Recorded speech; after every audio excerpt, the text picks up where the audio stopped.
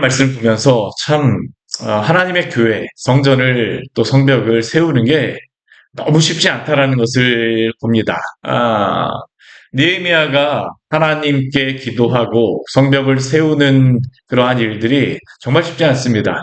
우리가 보았던 것 같이 우리 앞에서 도비아가 이 성벽 한참 짓는 중에 외부에서 백성들을 두렵게 하고 성벽 짓는 것을 짓지 못하게 하도록 뭐 여러 가지 군사도 일으키고 뭐 사람들을 두렵게 외부적인 그러한 두려움들을 하였었고요. 또 어제 우리가 보았던 그러한 말씀에서는 내부적으로 다 그 뭐 성벽을 짓는 그러한 부분이 안에서 여러 가지 어 어려운 그러한 사람들 또 그 사람들에게 돈을 빌려준 그러한 관계들 때문에 채무 관계들 때문에 이 예루살렘 성벽을 짓는 것이 멈출 뻔하잖아요. 그렇죠? 하나님의 교회를 세우는 것이 너무나도 쉽지 않습니다. 하나님의 그러한 마음을 가지고 하나님의 일을 하겠다. 그럼 그때서부터 하나님께서도 물론 일하시지만 사단도 어떻게 할까요? 짓지 못하도록 합니다. 세우지 못하도록 합니다. 그러나 백성들 어떻게 하나님의 백성들 어떡합니까? 하나님 의지하여서 끝까지 일들을 감당해야 됩니다. 오늘도 또한 그 말씀이 나오고 있습니다. 거의 이제 성벽이 마무리되어져 가는 때입니다. 그 전에는 백성들 전체를 막 군사를 일으켜갖고 외부적으로 두렵게 하고 어제 말씀에서는 내부적으로 이렇게 문제가 발생해서 이게 쉽지 않았었고요. 그런데 이번에는 또 어떤 문제가 발생하냐면 느헤미야 한 사람을 계속 노리는 겁니다.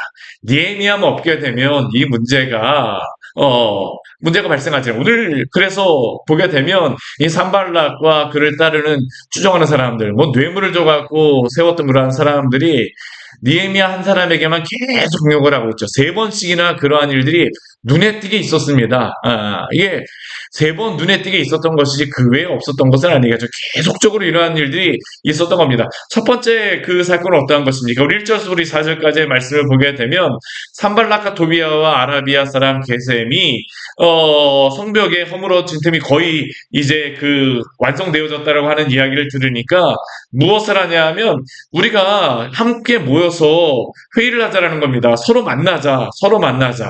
그런데 이 서로 만나자라고 하는 게 이 오노편지라 우리 2절 말씀에 보게 되면 오노평지 한촌이라고 이야기를 하는데 사마리아와 유다의 그러한 사이에 있었던 그러한 지역으로 생각을 하는데요. 이 지역에서 만나자라고 하는 겁니다. 평화의 성 갖자라고 하는 거겠죠. 예전에 우리가 잘못했으니까 예전에 우리가 그렇게 말했을지 모르지만 이제는 그렇게 하지 않을 거야. 이게 지금 이 산발락과 이 사람들이 느헤미야에게 하는 겁니다. 그런데 그들의 속셈은 무엇입니까? 실상은 나를 해하고자 함이라. 아, 그리고 이것을 분명히 그 알았기 때문에 느헤미야는 이 사람들에게 무엇이라고 이야기하냐면요. 우리 3절 우리 말씀 같이 한번 해볼까요? 내가 곧 그들에게 사자들을 보내어 이르기를 내가 이제 큰 역사를 하니 내려가지 못하겠노라. 어찌 역사를 중지하게 하고 너희에게로 내려가겠느냐 하매. 평화회담도 중요하지만 더 중요한 게 있다라는 겁니다. 우선순위가 헷갈리면 안 되죠. 우리도 그렇습니다. 주님의 교회를 섬기고 또 여러 가지 우리에게 맡겨진 일들을 할 때에 주변의 여러 가지 부수적인 일들을 우리에게 보여줘요. 그래서 우리가 해야 되는 그러한 일들에 대해서 집중하지 못하게 합니다. 뭐 교회의 그러한 일뿐이겠습니까? 개인적인 그러한 일들, 우리의 마음의 경건의 그러한 부분들. 개인적인 경건도 그래요. 말씀과 기도로 우리가 거룩하여 진다라고 분명히 말씀하고 있지만 그런데 사단은 어떻습니까? 사실 우리의 영혼이 살아나는 것이 두 가지거든요. 말씀과 기도. 우리가 또 예배를 통하여서 우리 영혼이 살아나는데 주변에 계속 다른 일들을 일으킵니다. 결국 하루 종일 시간을 보내면서 주님과 교제하는 그러한 시간은 제쳐두고 더 중요한 일들이 있는 것처럼 보이게 하는 것이죠. 오늘 말씀도 그렇습니다. 너가 이렇게 하게 되면 걱정할 필요 없어.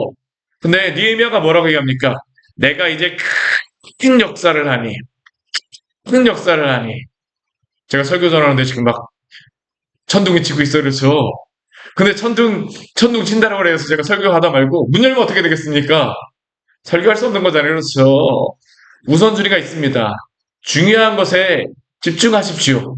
하나님 우리에게 주신 귀한 일들. 특히 우리가 하나님의 일 같은 경우에는요.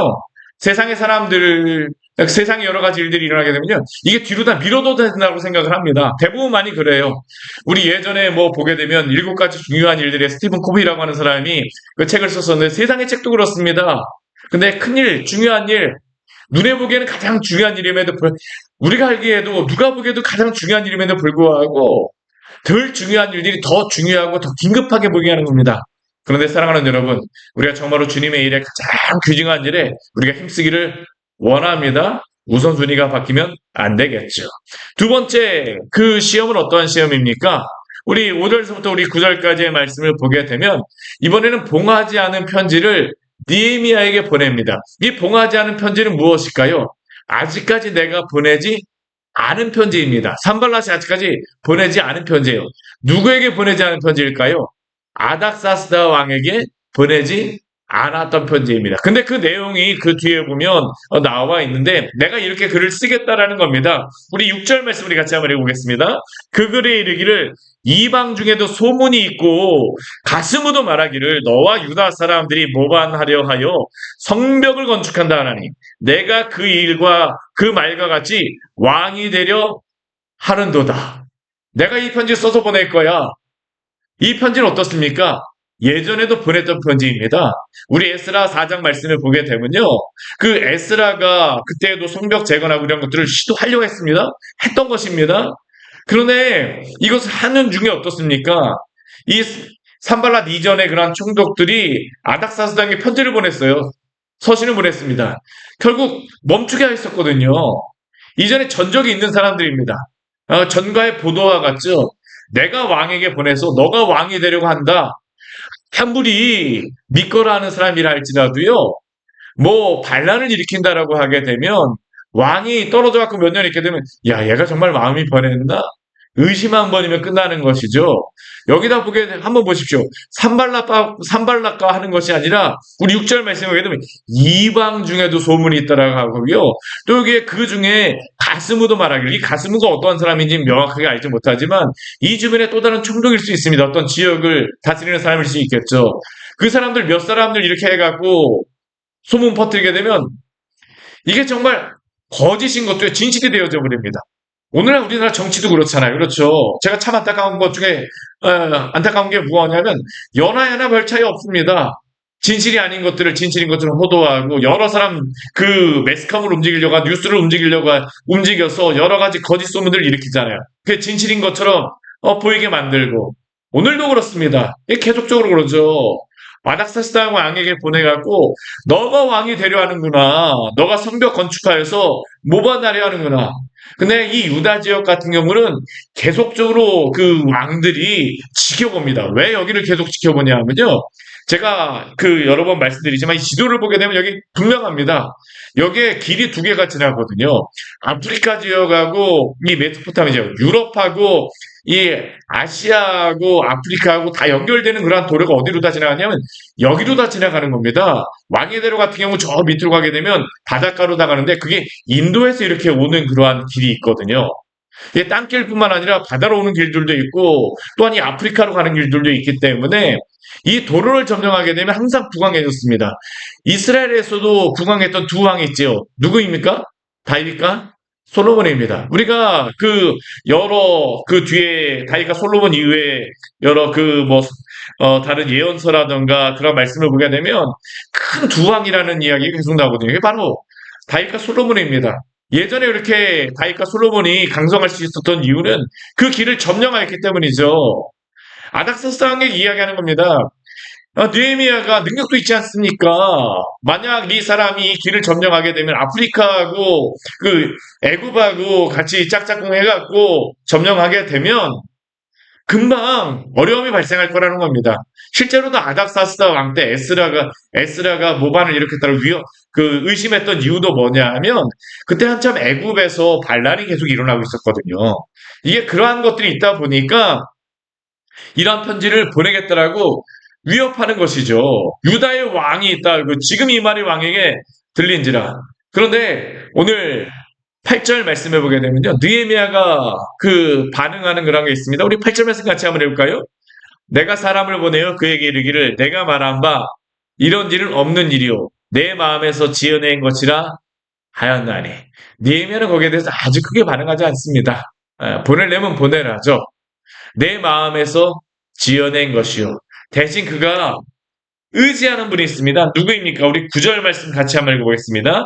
이는 그들이 다 우리를 두렵게 하고자 하여 말하기를 그들의 손이 피곤하여 역사를 중지하고 이루지 못하리라 함이라. 이제 내 손을 힘있게 하옵소서 하였노라. 우리 느헤미야의 그러한 이 말씀을 보게 되면 항상 느헤미야는 무엇을 합니까? 기도합니다. 기도하는 사람입니다. 기도하고 하나님을 의지해요.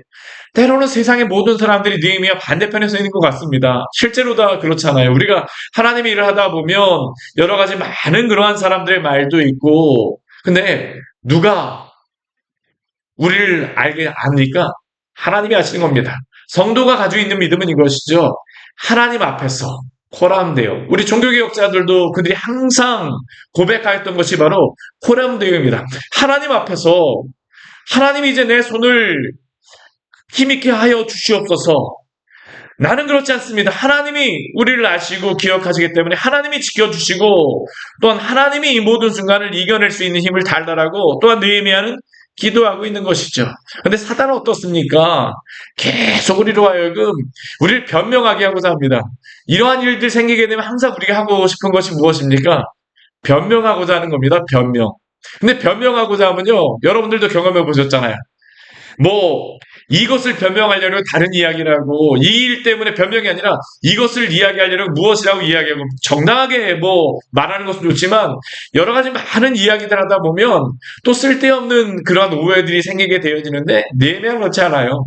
하나님 앞에서입니다. 하나님 앞에서. 사랑하는 여러분, 우리가 하나님 앞에서 믿음으로 살아가기를 원합니다. 하나님이 우리를 아십니다. 호람되어 하나님 앞에서. 그 뒤에 말씀해 보면 또 어떤 일이 있습니까? 이런 외부적인 이 편지를 가지고도 안 되니까 이번에는 누구를 하냐면 주변에 있는 선지자를 사용합니다. 이 산발랏이. 우리 10절 말씀을 보게 되면 무에다벨의 손자 들라야의 아들 스마야. 이 사람은 선지자라고 이야기를 하고 있죠. 선지자라고 이야기를 하고 있고 그가 어떻게 하고 있냐면 두문분출한다라고 이야기를 합니다. 아마 이 느헤미야하고 굉장히 친하였던 그러한 벗이었던 것 같은데요. 이 사람은 선지자일 뿐만 아니라 또한 뒤에 보게 되면 우리 그 10절 우리 뒤에 말씀해 보게 되면요. 뭐라고 이야기하냐면 그들이 너를 죽이러 올 터이니 우리가 하나님의 전으로 가서 외소 안에 머물고 그 문을 닫자. 이 스마야 같은 사람은 선지자일 뿐만 아니라 제사장으로도 생각합니다. 왜냐하면 이 사람이 이 성소에 아무나 들어갈 수 없거든요. 누구만 들어갈 수 있습니까? 제사장들만 들어갈 수 있습니다. 제사장이나 레위인만 들어갈 수 있는데 이렇게 들어갈 수 있는 것을 보게 되면 제사장이었을 거라고 추정을 합니다. 근데 이 사람이 지금 와갖고 이야기를 하는데 지금 이것도 무엇입니까? 뇌물을 주어서 하고 있죠. 우리 12절 말씀 우리 같이 한번 읽어보겠습니다. 깨달은즉 그는 하나님께서 보내신 바가 아니요 도비야와 산발랏에게 뇌물을 받고 내게 이런 예언을 함이라. 참 얼마나 영악합니까? 뇌물을 주고 나서 이러한 것들을 할 수 있게 되면 주님의 교회를 또한 주님의 백성이 하나님을 섬기지 못하게 하는 겁니다. 우리가 성경 말씀 보십시오. 예수님을 팔아먹었던 사람이 누구입니까? 가룟 유다잖아요. 예수님의 제자였던 가룟 유다. 사단이 얼마나 영악하게 이 거짓으로 하고자 하느니 느헤미야도 그렇습니다. 그 주변에 벗이었던 이 스마야. 근데 느헤미야는 어떻습니까? 나는 들어가지 않겠노라입니다. 우리 11절 말씀을 보게 되면 우리 이렇게 느헤미야가 대답을 하죠. 우리 11절 말씀 같이 한번 읽겠습니다. 내가 이르기를 나 같은 자가 어찌 도망하며 나 같은 몸이면 누가 외소에 들어가서 생명을 보존하겠느냐. 나는 들어가지 않겠노라. 두 가지를 볼 수 있습니다. 느헤미야는 목숨이 누구의 것이라는 겁니까? 하나님의 것이라는 겁니다. 하나님이 지켜주셔야만 된다는 거죠. 내 생명을 내가 지키지 않겠다라는 겁니다. 근데 그가 이렇게 하는 이유는 무엇일까요? 느헤미야는 제사장도 아닙니다. 성전에는 왕도 못 들어갔어요. 그렇죠? 느헤미야가 만약 지금 성전에 들어간다라고 하게 되면 어떤 문제가 발생합니까? 당장 지금 뭐 여러 제사장이라든가 레위 사람들하고 같이 이야기를 해갖고 느헤미야가 자신을 구하기 위해서 성전에 들어갔다입니다. 아. 근데 여러 가지 이러한 두려움이 있을 때에 막 이렇게 속이려고 할 때에 느헤미야는 자신의 목숨을 구하려고 하잖아요. 나의 목숨을 지켜주는 분이 누구십니까? 하나님이시라는 거죠. 나는 들어가지 않겠노라. 누가 외수에 들어가 생명을 보존하겠느냐. 사랑하는 여러분, 하나님 앞에 우리가 살아가기를 원합니다. 우리가 오늘 말씀해 보게 되면 공통적으로 하는 것이 있어요. 이 공통적인 게 무엇이냐 하면 생명을 구하는 걸 너의 방법으로 구하라입니다. 우리가 그리스도를 믿고 우리가 믿음으로 살아간다는 것은 무엇일까요? 우리의 죄의 문제에 대해서 우리 주 예수 그리스도가 우리의 죄의 값을 치루어 주시고 우리를 구원하여 주셨습니다. 이제 우리가 세상 방법으로 살아갈 것이 아니라 우리 주 예수 그리스도의 방법으로 믿음으로 주님을 의지하여 살아가겠다라고 그 주의 그 보혈을 의지하여 살아가겠다라고 우리가 고백하였는데 세상은 끊임없이 믿는 성도들에게 무엇을 이야기할까요? 세상 의지에 너가 너의 방법을 준비해야지. 여러 가지 물질적인 것들, 많은 것들, 우리가 요즘에 야고보서 말씀을 수요 예배 때 보고 있는데, 이 야고보가 이 세상에 흩어져 있는 많은 성도들에게 그 말하는 그것 중에 한 가지가 뭐냐면, 그들이 시험 드는 것 중에 한 가지가 뭐냐면, 세상의 물질입니다. 그들이 세상 물질을 의지하지 않고 주님만 바라보겠다라면서 그 예루살렘에서 흩어져 갖고 주의 복음을 위하여 살아가겠다고 했는데, 또 다시 흩어져 갖고 어떡합니까? 세상의 물질들 때문에 또 다시 세상에 그 굴복하고 서로 간에 또 원망하고 불평하는 일들이 교회 안에 생겨났던 것이 야고보서에서 말씀에서도 말씀하고 있거든요. 사랑하는 여러분, 우리 주 예수 그리스도가 우리를 구원하여 주셨습니다. 그래서 우리가 가장 귀중하고 소중한 우리 주 예수 그리스도로 만족하며 살아가기를 원합니다. 이것은 결코 그냥 현학적인 이야기가 아니고요. 이게 그리스도인들에게 구호가 아닙니다. 우리의 정말로 생명을 구하는 것은 그리스도 안에서 우리가 살아가느냐, 그렇지 않느냐가 성도의 영혼을 지키느냐, 지키지 않느냐입니다. 하나님 의지하는 것이 바로 생명을 얻는 것임을 또한 오늘 느헤미야 말씀을 통하여 우리가 보았으니 오늘 하루 우리 주 예수 그리스도 안에서 우리가 주님을 의지하여 믿음으로 살아가시기를 축원합니다. 같이 기도하도록 하겠습니다. 하나님 아버지 오늘 말씀을 통하여서 우리에게 귀한 은혜를 주시니 감사를 드립니다. 악한 사단은 끊임없이 주의 백성들을 시험하고자 합니다. 예수님이 기도하시는 그 40일 동안 기도하셨던 그곳에까지 찾아가서 너가 빵을 만들어 먹어야지만 살 수 있다라고 이야기하였던 것이 바로 이 사단의 계교요 또한 속임수입니다.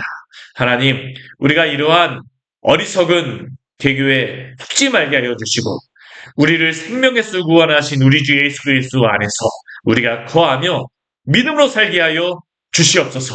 우리 주 예수 그리스도로 말미암아 우리가 죄에서 구원을 받았는데 어찌 다시 죄 속으로 또한 세상 속으로 살아가서 우리가 의지하며 그것이 하나님인 것처럼 살아가겠습니까? 주님, 우리에게 지혜롭게 하여 주시고 세상의 많은 것들에 변명도 하지 말게 하여 주시고 정말 주님 의지함으로 말미암아 한 발자국 한 발자국 믿음으로 걸어갈 수 있는 지혜로운 믿음의 성도들 될 수 있도록 또한 주의 교회 될 수 있도록 주께서 지키시고 보호하여 주시옵소서. 예수님 이름으로 기도드립니다. 아멘. 오늘 말씀 같이 기억하시면서 기도하며 나가도록 하겠습니다.